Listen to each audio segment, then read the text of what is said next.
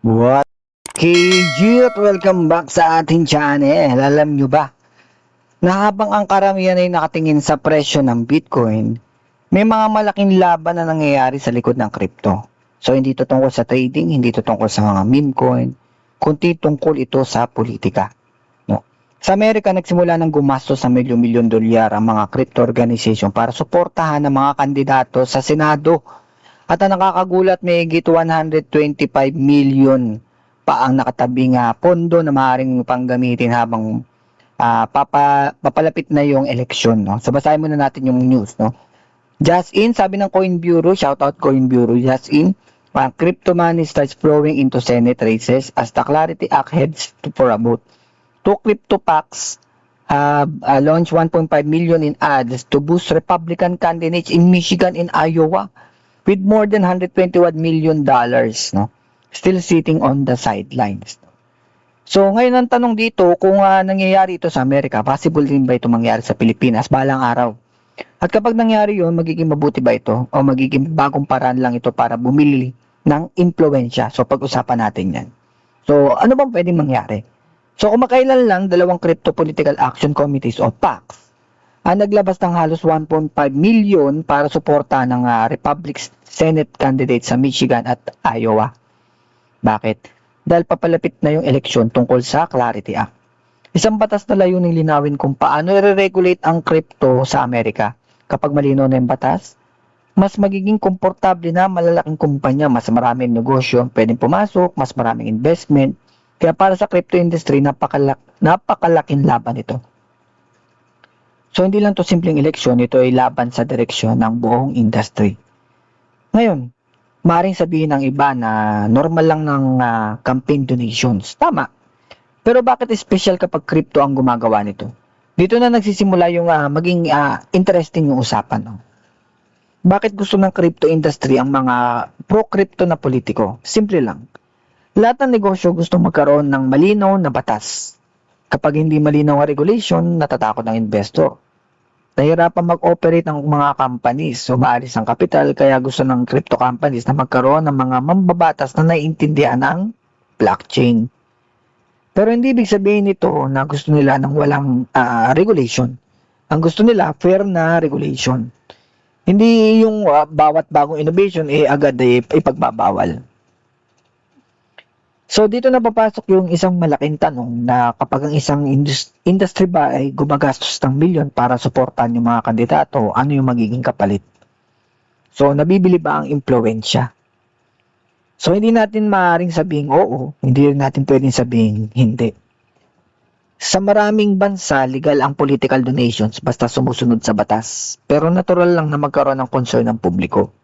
Kapag nanalo ang kandidato na sinusuportahan ng isang industry, magiging patas pa kaya ang paggawa ng batas o mas papabor ito sa mga nagpondo? Ito yung dahilan kung bakit mahalaga ang transparency. Hindi crypto ang problema. Ang tanong kasi dito is magiging transparent ba ang sistema? Ngayon, lipat naman tayo ng usapan. Paano kung mangyari ito sa Pilipinas? So, posible ba ito mangyari pala sa Pilipinas? Sa ngayon, hindi pa natin nakikita ang ganito kalaking crypto political spending. No? Pero posible ito sa inaharap. Oo, lalo na kung mas malawak na yung crypto adoption habang dumarami ang mga crypto exchanges, blockchain companies, stablecoin issuers, mga tokenized asset na platform, natural na gusto rin nila na magkaroon ng maayos na regulation. At kapag dumating yung panahon na yun, malaki na ang mga industry. Maaari sila magkaroon ng boses sa politika. Pero hindi ibig sabihin ito na masama agad. Siyempre parte ito ng paglaki ng industry. At isa pang bagay na mas nagbibigay sa akin ng interest, hindi lang campaign donation na maaaring magbago. Pati yung paraan ng pangangampanya. So, pwede bang gamitin ang crypto para sa political campaigns? No? Sa ibang bansa, may mga kandidatong tumatanggap na ng Bitcoin donation. May iba pang tumatanggap ng Ethereum. Possible din na balang araw magkaroon din ng blockchain-based fundraising. Mas transparent, mas madaling itrack kung sino nagbigay, mas mabilis. Pero syempre, kailangan pa rin itong sumunod sa election laws. Hindi porket crypto, wala nang batas. Ngayon, isipin natin yung mas malayong, mas malayong posibilidad. No? So, blockchain selection. Matagal na pinag-uusapan yung paggamit ng blockchain selection. Pero hindi ibig sabihin nito na iboboto mo gamit ay Bitcoin. Magkaiba yun, no? So, ang blockchain ay maaaring gamitin bilang secure record system. Halimbawa, mas madaling ma-verify yung mga records, mas mahirap baguhin yung data, mas transparent ang auditing. Pero hindi rin ito magic solution. Siyempre, may cyber security risk pa rin. May internet issues, may privacy concerns. Kaya kahit maganda yung idea, hindi ibig sabihin na handa na agad yung lahat para sa bansa natin. So, balik tayo sa Pilipinas. Ano yung kailangan natin paghandaan dito bilang mga Pilipino? Habang lumalaki ang crypto, mas lalo itong papasok sa iba't ibang aspeto ng lipunan. Hindi lang investment, hindi lang remittance, hindi lang gaming, pati politika. Kaya malagang maintindihan natin ang blockchain, hindi para maging trader, kundi para maintindihan kung paano makakapekto to sa ating buhay.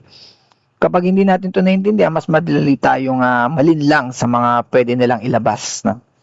Pero may isa pang mga malagang pag-usapan natin dito. Hindi lahat ng crypto involvement sa politika ay masama. Yun lang naman ang kailangan nating i-clear. No? So kapag narinig natin yung salitang politics, automatic negative agad. Pero tandaan natin, lahat ng industry ay may interest sa mga batas. Mga bangko, mga telecom, mga pharmaceutical companies, mga real estate developers. Ngayon, kasama na rin ang crypto. Ang mahalaga, may transparency, may disclosure, at may patas na regulation. Kaya ano ang pinakamalaking aral dito? Ang balitang ito hindi tungkol sa $1.5 million. Hindi rin ito tungkol sa $125 million. Ang tunay na mensahe dito, lumalaki ng crypto. Hindi na ito simpleng investment. So, unti-unti na nitong nagiging bahagi ng economy. Bahagi ng negosyo at ngayon bahagi na rin ng politika. Kapag lumawak na yung adoption, hindi imposibleng makita na rin natin ito sa Pilipinas. Hindi bukas pero maaaring siguro sa mga susunod na eleksyon or generation. Pero maaaring hindi rin sa mga susunod na eleksyon, no? Pero maaaring sa darating na mga taon.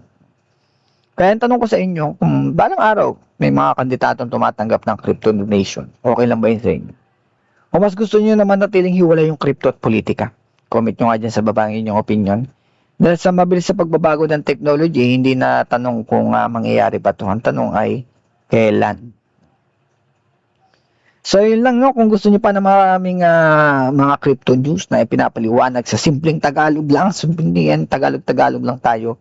So huwag kalimutan mag-like, subscribe at pindutin ang notification bell para mas updated kayo dito sa aking mga bagong content. So maraming salamat sa inyo lahat mga ma'am sir sa inyong panonood at syempre magkita-kita lang tayo sa arena. Game on!